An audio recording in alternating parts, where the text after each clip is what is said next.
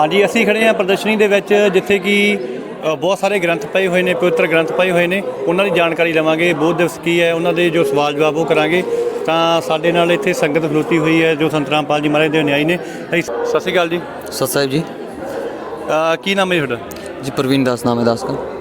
ਅਸੀਂ ਤੁਹਾਨੂੰ ਇਹ ਪੁੱਛਾਂਗੇ ਕਿ ਬੋਧ ਦਿਵਸ ਕੀ ਹੈ ਔਰ क्यों मनाया जाता है? जी बोध दिवस ये है कि जब हमारे गुरुजी संत रामपाल जी महाराज जी है उनको उनके दादा गुरुजी जो हैं उनसे नाम दीक्षा प्राप्त हुई थी, तो इसलिए बोध दिवस बनाया जाता है जी। ਕਿ ਚੀਜ਼ ਦੂਸਰਾ ਸਵਾਲ ਇਹ ਹੈ ਸਾਡਾ ਕਿ ਪਾਠ ਦੇ ਵਿੱਚ ਪ੍ਰਦਰਸ਼ਨੀ ਕਿਉਂ ਲਗਾਈ ਜਾਂਦੀ ਹੈ? प्रदर्शनी में हमारे जितने भी हिंदू धर्म के सतग्रंथ है या अन्य जितने भी धर्म है उनके जो संत ग्रंथ हैं उसमें कबीर साहिब जी का जिक्र है, तो इसलिए ये प्रदर्शनी लगाई जा रही है जिसमें हम एक भगवान की भक्ति कर सकते हैं। तो यहाँ में हमारे 4 वेदास आ गए, श्रीमद् भागवत गीता आ गई, जैसे बाइबल आ गया, कुरान आ गया, गुरु ग्रंथ साहिब जी आ गए, तो उनमें प्रमाण है कि कबीर साहिब जी भगवान हैं।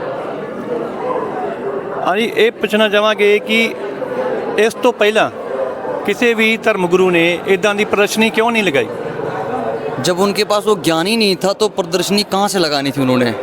जब वो अपना मनमाना आचरण कर रहे हैं, किसी को क्या बता रहे हैं संगत में, उन्होंने कभी अपने जितने भी सतग्रंथ हैं हमारे जो पवित्र सतग्रंथ हैं उनको कभी उन्होंने पढ़ा के बताया नहीं। अपना मनमाना आचरण चलाया उन्होंने, अपनी मर्जी से पढ़ा रहे हैं, राधे राधे श्याम मिला दे, कभी भी उन्होंने सतग्रंथों का हवाला नहीं दिया। खाली ऊपर से बताया ये श्रीमद् भागवत गीता है, लेकिन उसको खोल के कभी उन्होंने पढ़ाया नहीं। जो हमारे जगत गुरु तत्वदर्शी संत रामपाल जी महाराज जी हैं वो हर एक सतग्रंथ को खोल खोल के दिखा रहे हैं, हमें बता रहे हैं कि भाई आप जागो, इसमें कबीर साहिब जी का जिक्र है, वही भगवान है। सत्य ਅੱਜ ਦੇ ਟਾਈਮ ਦੇ ਵਿੱਚ ਮੋٹے ਗ੍ਰੰਥ ਨੇ ਜੋ ਪੁਰਾਣੇ ਆਪਣੇ ਪੁਰਾਤਨ ਗ੍ਰੰਥ ਨੇ, ਕੀ ਤੁਹਾਨੂੰ ਲੱਗਦਾ ਹੈ कि वो पढ़ के कोई तत्व निकलूगा? देखिए, ये सदग्रंथ जो है हमारे, ये हमारा सिलेबस है, इनके बगैर तो हम आगे बढ़ ही नहीं सकते हैं। हमारे वेदास, गीता जी, कुरान, बाइबल, जितने भी हमारे सदग्रंथ हैं अलग अलग भिन्न भिन्न धर्मों के, उनमें घोर रहस्य छुपा हुआ है और वो परमात्मा स्वयं खुद आकर खोलते हैं। कबीर साहब कहते हैं कि वेद पढ़े पर भेद न जाने, ये बाचे पुराण 18, पत्थर की पूजा करे और भूले सिरजनहारा। वेदों में कहीं भी जिक्र नहीं है कि आप पत्थर की पूजा करो, लेकिन ये जितने भी धर्म गुरु हैं, चाहे जिस भी धर्म के हैं, चाहे सनातन के हैं, मुस्लिम के हैं, क्रिश्चियन है, जो भी हैं, ये सब जो है शास्त्रों के विरुद्ध ज्ञान बताते हैं। केवल पूरी धरती पर जो है इस समय लगभग 7.5 अरब दुनिया है इस समय इस संसार में, उनमें सिर्फ एक तत्वदर्शी संत होता है, ये एक नियम भी है और वही शास्त्र अनुकूल भक्ति देते हैं। और उन्होंने बता दिया, गीता खोलकर बता दिया कि भाई कबीर साहब भगवान है। वेदों में बता दिया कि बच्चों ये लिखा हुआ है कि कबीर साहब भगवान है। बाइबल में बता दिया, कुरान शरीफ में बता दिया कि वो कबीर साहब भगवान है और उसके जाप करने का ये तरीका है। ਤੁਸੀਂ ਇਹ ਕਹਿ ਰਹੇ ਹੋ कि जो ਪਹਿਲਾਂ ਮਹਾਂਪੁਰਸ਼ ਹੋਏ ਨੇ ਹੁਣ ਤੱਕ ਜਿੰਨੇ ਵੀ ਸਾਧੂ ਸੰਤ ਹੋਏ ਨੇ कि ਉਹਨਾਂ ਨੂੰ ਇਹ ਚੀਜ਼ ਦਾ ਗਿਆਨ नहीं सी? नहीं, ऐसा नहीं है। उनमें से जिनको परमात्मा मिले, रविदास जी, गुरु नानक देव जी, मीराबाई जी, स्वामी रामानंद जी, धर्मदास जी, ऐसे और भी बहुत सारे महापुरुष हैं जिनको स्वयं कबीर साहब मिले, जिंदा रूप में मिले, सीधा आकर मिले और उनको सचखंड दिखाया। गुरु नानक देव जी को पूरा लिखाया और गुरु नानक देव जी ने अपने इसमें लिखा हुआ है, फाई सूरत मुल्की वेश, ए ठगवाड़ा ठगी देश, खरा सियाना बहुता बार वो धानक रूप रहा करतार। गुरु नानक देव जी एक बहुत बड़े हमारे गवाह हैं यहाँ पर, जिन्होंने स्पष्ट कर दिया कि वो जो धानक था काशी में जुला आया हुआ था वही सुप्रीम गॉड है। मैं एक चीज़ होर पूछना चाहूँगा कि अज के टाइम के जो यंग मुंडे आ वो बहुत सारा नशा करते हैं, बहुत सारा नशा करते हैं और बहुत सारा जो ਇਹੋ ਜਿਹੇ ਵਿਕਾਰ ਕਰਦੇ ਆ जो कि ਆਪਾਂ ਨੂੰ ਇਹ ਸਮਾਜ ਦੇ ਵਿੱਚ ਨਹੀਂ ਕਰਨੇ ਚਾਹੀਦੇ। ਤਾਂ ਮੈਂ ਦੇਖ ਰਿਹਾ ਕਿ ਇੱਥੇ ਬਹੁਤ ਹੀ ਯੰਗ ਮੁੰਡੇ ਖਲੋਤੇ ਨੇ, ਬਹੁਤ ਜਵਾਨ ਮੁੰਡੇ ਖਲੋਤੇ ਨੇ, ਇਹਨਾਂ ਨੂੰ ਪੁੱਛਾਂਗੇ ਕਿ ਕਿਸ ਤਰੀਕੇ ਨਾਲ ਇਹ ਕਿਸ ਤਰ੍ਹਾਂ ਆਏ। ਹਾਂਜੀ, ਕੀ ਕਹਿਣਾ ਚਾਹੋਗੇ? जी देखो, सबसे पहले तो आज हम इस भगत जी ये मतलब एक मिनट आप मेरे को दोबारा से रिपीट करना क्वेश्चन। हाँ जी, बोलो। ਅੱਜ ਦੀ ਜੋ युवा पीढ़ी है, ਅੱਜ ਦੇ जो नौजवान ने वो बहुत सारा नशा करते हैं, बहुत सारे विकार करते हैं और ऐसियां बहुत सारिया करीतियां करते हैं जो कि नहीं करनियां चाहिए। और मैं ये पूछना चाहूँगा कि तुसी इस लाइन पे इत्थे किवें पहुँचे हो? जी बिल्कुल सर, आपकी बात सही है। तो मैं बताता हूँ हम इस भक्ति मार्ग में कैसा है।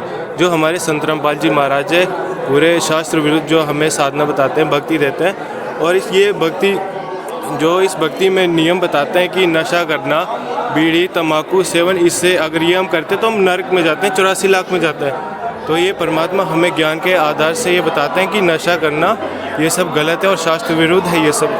तो जैसे कि नशा एक जो है आजकल का जो युवा है वो बहुत ही ज़्यादा कुरीति में जा रहा है। देखो आप किसी भी स्टेट में चले जाओ, सबसे पहले नशा है, दारू गांजा बीमा, हर एक मतलब युवा नशे में डूब रहा है। वो बहनें हो चाहे भाई हो, हर एक नशा कर रहा है। लेकिन गुरुजी संत रामपाल जी महाराज जी कहते हैं कि भाई ये नशे से आप उभरो। अगर आपने इस लोक से जाना है, सतलोक में जाना है, तो नशा छोड़ना पड़ेगा।